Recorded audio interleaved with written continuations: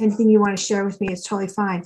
Okay, so Giovanni, I'm going to move on then and have you do a share out first. I'm going to get past all this hybrid logistics stuff on my slides that I'm sharing out right now. Oops, I went too far. And talk to you first, because we've known you for a while, been so impressed by you and your presentation that you made at our last gathering. Before I pull Paul back in, why don't we just do a quick overview of what is going on there for you? Great, let's do that. Sure. Okay. Sure. Thank you so much. Can you hear me okay? Yeah, I can. Yeah. Well, everything. We've lived several lifetimes, I think, since a couple of years ago in Dallas.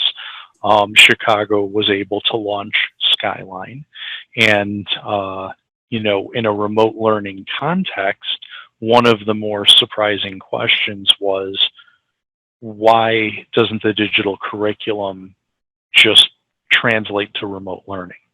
Yeah. And so much of the feedback that we collected from teachers as we were building it out centered the learning in small groups, in pair shares. It wasn't meant to be students on screens. So that was one of our biggest misconceptions. Having a digital curriculum meant, well, that would be students being able to do all of their work on a computer. And that was a confusion at the start, and it's continued even now that we've returned to school, where teachers who are adopting are actually quite surprised how much learning is occurring off a screen. You know, so it's probably better to characterize Skyline as a digitally delivered curriculum instead of a digital curriculum. So having said that, a lot of perceptions changed in remote learning in terms of teaching with the technology. And a lot of infrastructure within the schools is lagging what folks even had available to them at home. So the implementation has had its challenge in schools, which before the COVID crisis were under-resourced, had infrastructure upgrades that would be needed. So that's all of the very unfun stuff to think about. But as far as the teachers, what the teachers are finding is front and center in what we've been able to develop for them is that they're finding the work engaging. So it's rare to have anything that's got digital associated with it come back with a top line takeaway. Students are finding this to be very engaging. But again, it's because of the blending, the hybridization, the fact that it's not all digital, it's not all analog. It has space for student reflection. So there's so many facets of this that we could speak to. The last thing that I'll mention is when we think about the logistics of managing this, you know, you're playing four-dimensional chess with just in time, like this student is going to arrive at this place at this time for this experience. There are other instances where the student will be working more individually. There are other instances coordinating all of that. That is certainly challenging in a lot of ways. The other piece that I think is equally challenging, but I don't think we immediately think of, is the reflective piece. So for that learning to be sticky, that student needs to basically tell their story of their learning. Often opportunities to tell that story are ornamental. They're the last step. Everyone reflect. You have 5 minutes to write what you think, right? And that inner space, I think, is as challenging of our experiences that we've had previously and how they color what we think of something new. I also think the logistics of that are trickier than is first apparent, because students just working individually always seems simple, unless your expectations for what's going on in that interior space are complex. So how do I scaffold a student in authentic reflection? and making meaning of what they've learned. You know, that to me is another equally challenging aspect, managing a student's inner space, as well as the logistics and the technology for managing how we get that just in time delivered dynamic grouping and regrouping of students. You know, they both present very, very unique challenges, I think. Yeah, I completely agree. And I'm really, that was deep. Like, that's really what we need to be talking about. I don't think that many districts are as far ahead as Chicago Public in that thinking, Giovanni. But you're there because how long ago did you implement like your full repository and everything that you have there? I mean, it's like this huge construct of all the digital resources. Correct. We've been using Safari Montage as our learning object repository for a long time. Okay. I believe it entered into the district as a more efficient way to distribute video, given how resource intensive video was in the early days. Yeah. Safari has evolved over time to support a variety of digital content. So that became the natural place for us to build out. Mm-hmm. So vendors developed content, and we kind of split the middle. Instead of building it ourselves over a 10-year process or purchasing something instantly, you know, with instant gratification off the shelf, we went down the middle where we partnered with the folks that are used to doing things at scale, while at the same time we took samples of that product and we were able, with a very, very large collaborative of teachers, 300 to 400 at any one point in time, they were able to audit the curriculum, provide feedback, and the vendors responded. So what we have in that learning object repository is a partnership between folks from Public Consulting Group, McGraw-Hill, Amplify Science, Vista Santillana, between those groups and our classroom teachers who were trained to assess quality in partnership with EdReports. Wow. Wow. So in this number of years, including the addition of new resources that come into your repository, you've been going through a constant refinement of your actual curriculum map, right? So you're probably closely approaching being able to have fully personalized learning pathways because the curriculum is so, it's been massaged over years. What are your thoughts on personal pace? Is that a possibility in CPS? It has potential, right? The infrastructure is there. We're growing towards those things by having the ability to use analytics, by looking at the quality of the interaction as opposed to just, did you access it? You know, my bad ELA example I always like to use, even in something as basic as an e-reader. If I'm thinking about student engagement, I want to know, are you doing more than just opening it, accessing it? So my ability to have visibility into your annotation, your highlighting, the things you're doing as a reader, now I can make more substantial claims about engagement, right? So how do I take that information and how do I allow for that information to inform recommendations, what's being presented? Certainly recommendations generally work on things you like or are successful on or are preferences, but our job in education is to expose you also to things that are unusual to you, uncommon for you. How do you do that in an automated way? It's easy to make recommendations based on your behaviors, right? Your online behaviors, but how do we make recommendations that are aspirational? You ought to also be looking at this, right? So how do we animate that? How do we remove the choke points? Watching students get stuck in their learning, I had a very, very unique perspective in remote learning. I'm fortunate to have 5 children, and my workplace was literally right in the middle of where they were learning. So with a fifth grader, sixth grader, seventh grader, eighth grader, a high schooler, and then one beginning community college, I was really seeing a range of the kinds of things that might stick them in their learning, right? Mhm. So how can perhaps a simple question be answered in like that chat model, right? That AI driven chat model that unsticks the learner and they're off to the races, Yeah. versus a consult. Like, I really need to talk through with somebody the confusion that I'm having with this task. It's Yeah. not just, oh, there's the button, or, oh, here is a quick tutorial to rehearse multiplying mixed fractions.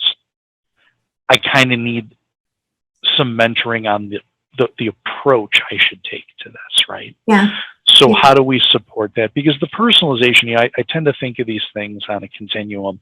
At this end is individualized learning. That's me on a screen doing my thing. Personalization, I really need to hear reflection in there. I really need to hear engagement that's multifaceted. Yeah. From how do I instick you on something factual to how do I support you in your approach to your learning, right?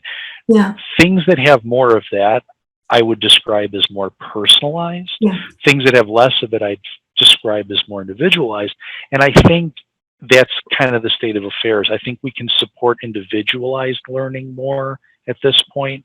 I think we do need some breakthroughs to really call it personalized.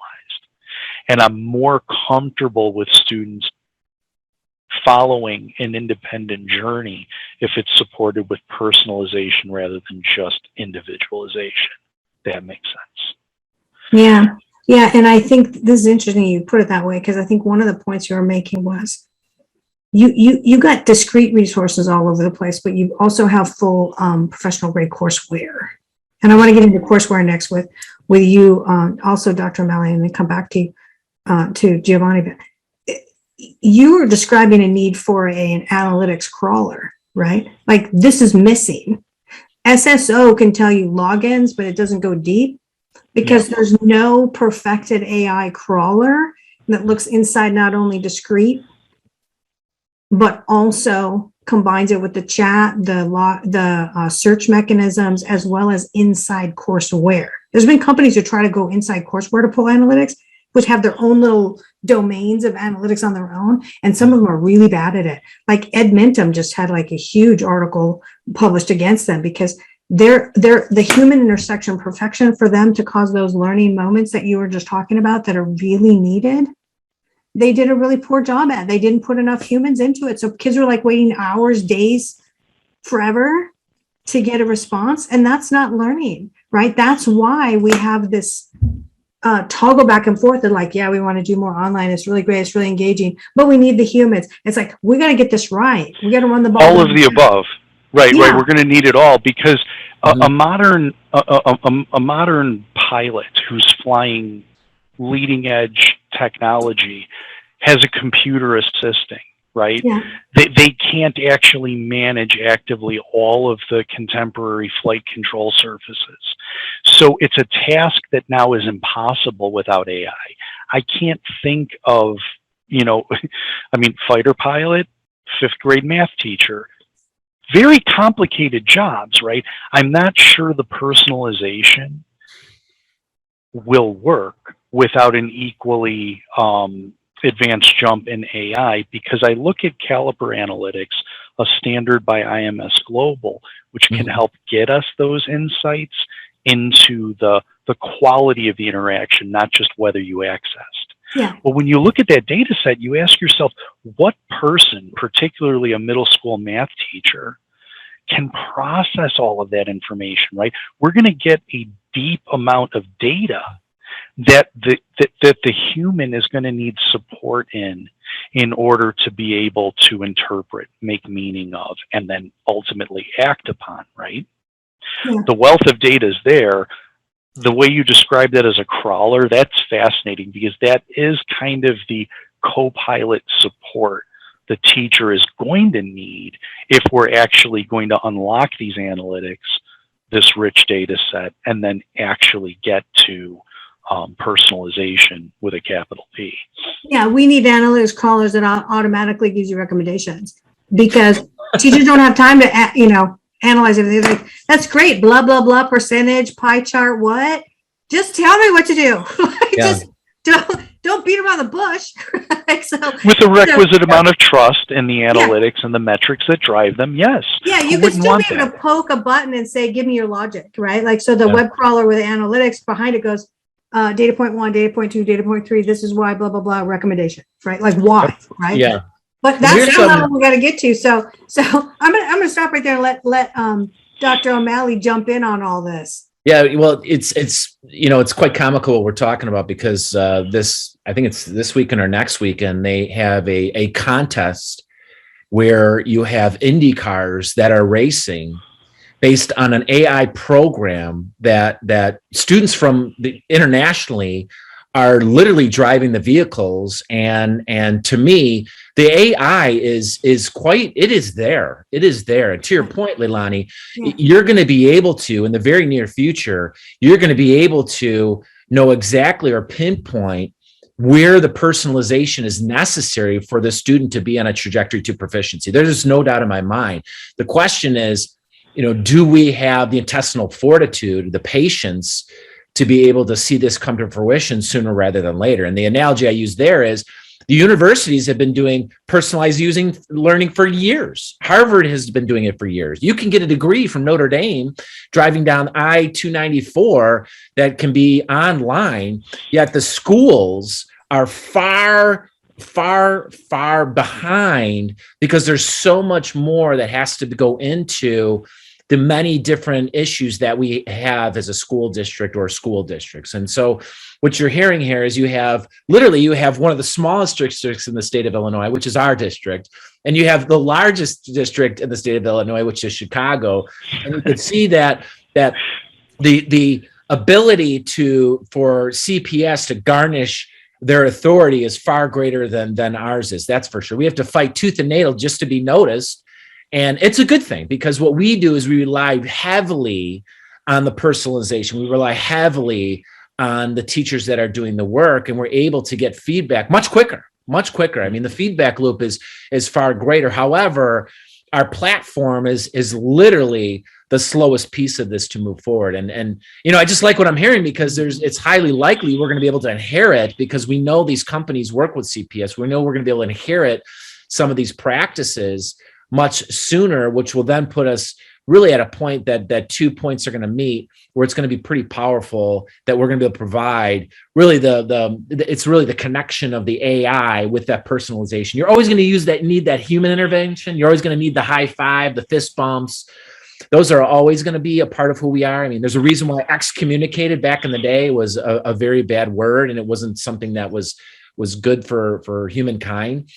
We have to be personalized. We have to interact. And I think that's going to be really the hard part, but the part that we're looking forward to really kind of put things together where we can, to my point, we can really personalize a student so they can move at the beat of a different drum much sooner, based on the analytics that are provided to our teachers, so that they could be far more efficient, far more effective. And I think that's something that I'm really glad to hear, or actually be a part of this today, because I'm hearing some great things that we may not necessarily have been aware of, because we can't garnish the authority that we have. We're personalized, we're much smaller, and but the same extent, that's one of the reasons we were in every day. We were in every day because we were able to work with our parents, work with our students, work with our teachers at a very, very local level, which the COVID loss, which is the learning loss, which is really the summer loss, we didn't experience that at levels that many other districts are going to have to make up for. And really excellent points you just made. And I want to say, and I'm going to come back to you, Giovanni, and then back to you, Paul, is that you made a point here, Paul, about, higher has been doing this for a long time. However, little kids need a lot more human stuff, human interact, than the 20-year-olds in college just want to talk to each other and date and have, parties. So it's a totally different ballgame. But let's talk about where this AI goes, because I'm going to put I'm going to throw the gauntlet down, which is really there's a disparity between the discrete pieces knowledge use and the pro grade, fully mapped, gamified. I just kicked out that kid the other side. He came in not knowing how to add or subtract, and I gamified lessons with him, blah, blah, blah. Now he knows calculus, right? In 5 days.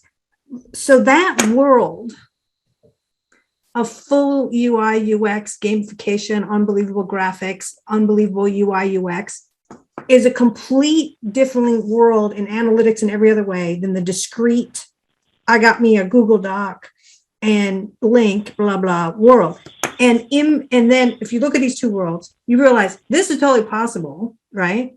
It doesn't maybe use teachers as much as I really wanted to, but it's got awesome analytics in and of itself. You look at this world, and then you realize if we're ever going to get to the AI we really want, and the recommendations engine and the really fully wrapped personalized pathway for every kid, we have to start saying to ourselves, we have to have a full curriculum map for every subject, every grade. We can start building all the side roads, the little eddies of remediation, and intersect with teacher here because you flunked that thing 4 times, and now automatic, right? Uberize the, whatever, the intersection with the teacher. But we have to have the full curriculum map, whether it's using those discrete pieces or not, or it's go log in over here into Dreambox and do 6 lessons and then come back over here and check this next sequence, right? We have to build that. We don't have that. So I'm coming back to Giovanni. What are your thoughts on, because you know how to build software, right? Giovanni, I know you're a smart software person. No? Okay. Well, I come from a software background and building software, and I have, I partner with those folks. Yes. Yeah. I have quite a few programmers who work with me. And if I went them with this issue, with this, analytics crawler and then automatic recommendation engine with, callbacks to why the analytics arrived at the recommendation that it did for the individual child or individual teacher, that's hard. And the only way you do it is you got to have the baseline built. You can't pull this out of thin air. You know that from knowing what IMS Global is doing. So what are your thoughts on that? You think we're evolving to that? Or are we going to be forced to evolve to that? Where are we at? Well, I definitely, again, don't think that we're there yet, because the analytics can tell us more than we can consume, right? Mm-hmm. So on the one hand, we know how to map a course. We know how to align a course's scope and sequence to a standard set so that, we're doing what we need to do. But on the other side of it, how do you read the engagement effectively to know if there's an intervention that's required that isn't coming from either an understanding or a misunderstanding, right? Mm. Often, the more I observe this, it's the approach you're taking that needs to change. Mm. So the content remains a constant, right? This is the task I need to master. Mm-hmm. What is also constant is what is upstream and downstream of that concept conceptually. So how can I get to it on a continuum? Well, I need this, this, and this before I can really tackle it, right? Yeah. That we sort of know as well. But watching somebody take the wrong approach and frustrate themselves where it's really a process problem that's sticking them, and it doesn't really require a content expert, and it doesn't really require somebody who knows the math. That's the part. The executive functioning nudges, most people, high performing, low performing, don't do things until they have to. How do we get our nudges? How do we manage multiple? If you think about what we put students through in a course curriculum in a school, they're managing lots of discrete domains of knowledge, right? If you were doing that in an automated way, that's a lot of shifting that has to occur. I've been working deeply in this kind of domain. Now I'm going to shift over here. What's that transition going to look like? Is it just this ends and now this begins? Teachers actually are very intentional about this as they're closing and they're opening their classes, or at least effective ones are. Yeah. So how are they welcoming a student in from their previous learning? How are they handing that student off? The transitions are interesting as well. That's something that I wonder about. Like, how does the AI handle the handoffs? How does the AI handle the SEL? Because it's not like, well, that's the human's job. Mhm. You can get a little digital fist bump.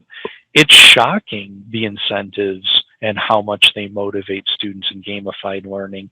Those aren't humans, right? We're not, we're getting some motivation from the community being a part of a team that's working effectively, right? Yeah.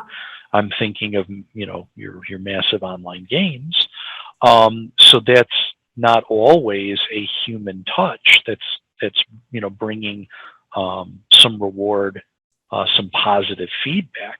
You have students that are able to like match with other people at or near their level that they've never met or worked with before. Now, granted, these goals are really granular and fast moving, but still people come together in these ad hoc communities. The applicability to that and staying on the path, digression is important. A lot of those conversations that splinter off before, okay, now we come together and we're going into this. That stuff's messy. Nobody usually plans that. It sort of happens in schools. It happens in classrooms. I wonder how we address that intentionally, because it doesn't seem like the kind of thing that you can prescribe. Yeah. Yeah. And it is messy, and it's messier in K-12 than it is in higher ed by a mile. But I don't see anybody talking about that full curriculum map actually being built and then flanking it with a human map, right? Because we've never done that. We've never said those things happen. Little kids go off into a little eddy. We had a bullying problem over here. We had to do this over there. We had blah, blah, blah happen. What is the natural progression of the human mind, and what's the disparity range? Some kids, their little light bulb doesn't go off on math for 2 years after all the other kids. Girls mature at a different rate than boys. We have issues. So we have never cross-tabbed all that and said, how's this all going to work? Okay, so I'm coming to you, Dr. O'Malley. What are your comments on all this? Well, there's no doubt about it. The process of getting to the answer is a skill set in and of itself, as opposed to knowing the answer. And if you don't believe me, just ask Siri for a formula, and I'm sure she could provide it. And when you have students that could talk to their phone and their phone can give them answers, well, we can no longer be answer driven. However, what we do measure is a student based on the answers they provide on the map or on the IR or on the common assessment. And what we need to do is start to look at what is transferable. And so we may have skill sets that we learned in physical chemistry, it was quantum mechanics or thermodynamics. You could take those skill sets, those mathematical skill sets, and they're going to transfer to skills that are problem-based. And those skills can be used at executive levels to put us in positions that can be very, very successful. And that's exactly how I got to where I'm at this point in time. I took the skill sets I learned in physical chemistry, and keep in mind, that was back in the day when you had to exhibit skills on Excel that were ninja-like, that transferred over to help me to get my financing degree, get my CSBO certification, and put me in a position where I am today. And to me, that's where the AI is going to always need that partnership, because AI is going there, whether we like it or not. Yeah. The question we have to ask ourselves is, how do we provide the pathways that students can learn and be very powerful at learning? Because that's where we have such a disconnect in our professionalism that is going to really, in my opinion, is really going to change our society in ways that we've never even seen. And so, I'm hopeful that to your point, you literally have to do two types of map, right? You need a math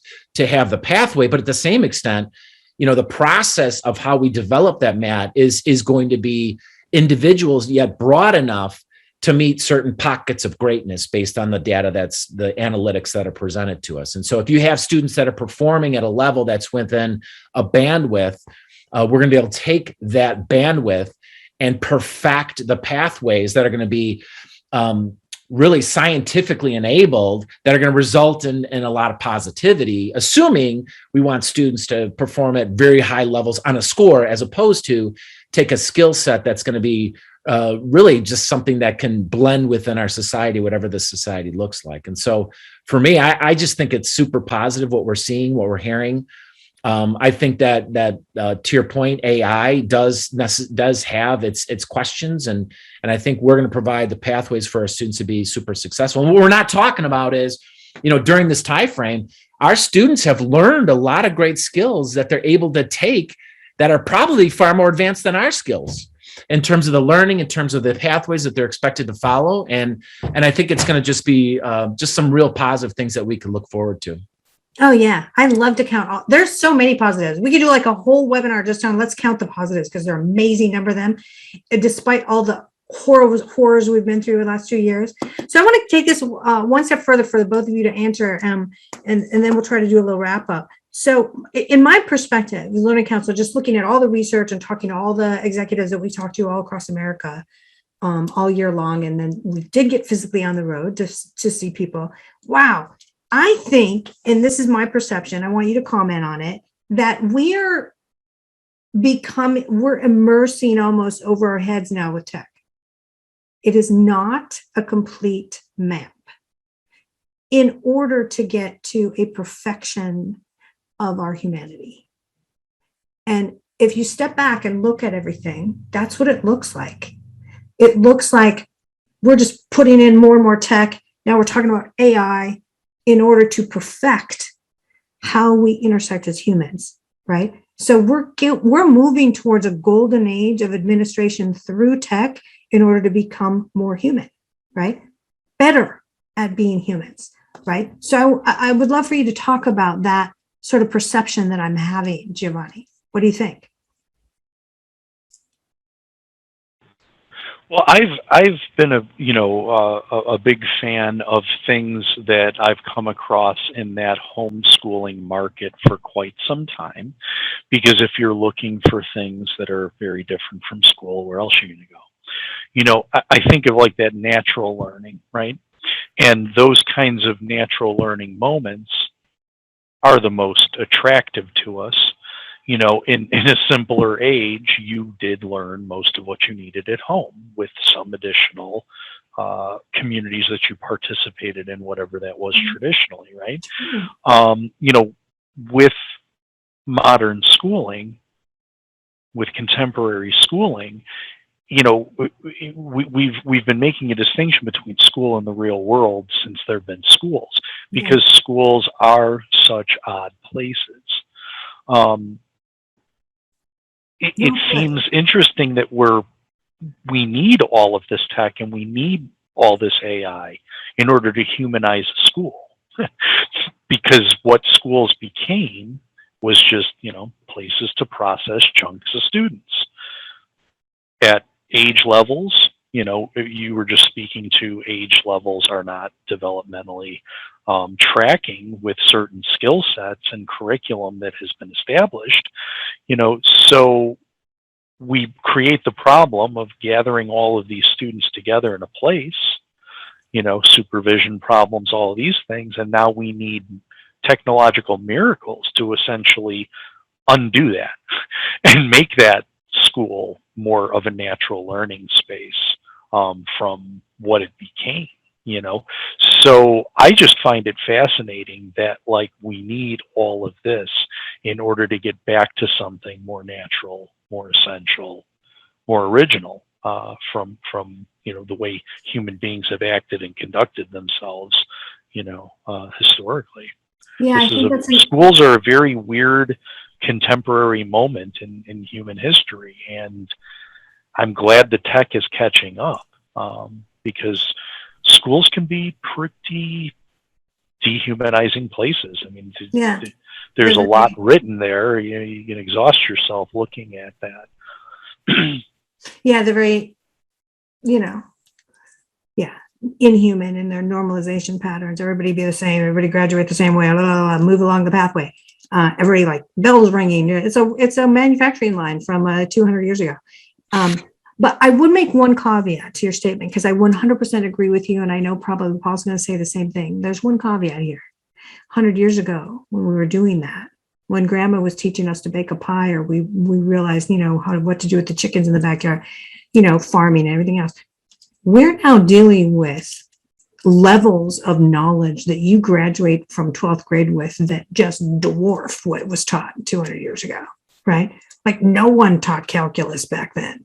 And the sheer volumes of information, I read somewhere, I have to go hunt this down now and use the statistic forevermore now, is some 1,000% higher. The level of knowledge you're exposed to by the time you graduate is massive over 200 years ago. So that would be my only caveat, because I totally agree with everything you said, except for in order to survive in the present age, you need way more exposure to way more knowledge. For sure. And one of the things that I think is really interesting, I don't know if anyone's ever looked at that relationship before, but obviously being in the home exposes all the inequities of some homes are better resourced than other homes, right? Mm-hmm. Public education was going to ameliorate that, and yet the data really tracks that the homes that are well resourced are still doing much better in schooling than homes that are less. So the public pulling together of everyone in a common space was supposed to be a leveler, and it wasn't. I wonder what the impact was of the pronounced increase in the amount of things one needed to know for the public marketplace, whether that kept the inequity. The relationship of those two things, it's very clear. We came from homes and into a public education system at the same time that the demands of what you need to know exponentially increase. And what stayed constant? Socioeconomic inequity. Well said. Very well said. Love it. This is so fun. I could go on for hours, but I won't. I'm going to let Paul answer now on his comments on this, and then we'll wrap up for the day. This is, like I said, we'd all love this. We could go on for hours. Go ahead, Paul. Yeah, here's how I'd sum it up. It's technological bombardment, and it's overwhelming. Back in the day when you wanted to know the meaning of a word, assuming that you had your dictionary present in the house, you'd look up that word, assuming that you had the latest version of Noah Webster's dictionary. Now, at the blink of a hat, at the blink of an eye, you can look a word up or on your internet or on your device, and you're far more advanced than ever before. So to your point, the knowledge that is given to our students is far, far greater and at our fingertips, and it's incredibly powerful because you're right, many, many years ago, we weren't exposed, or our students weren't exposed to the information that they are at this point in day. But at the same time, I think something that's being missed here is it's the professional development.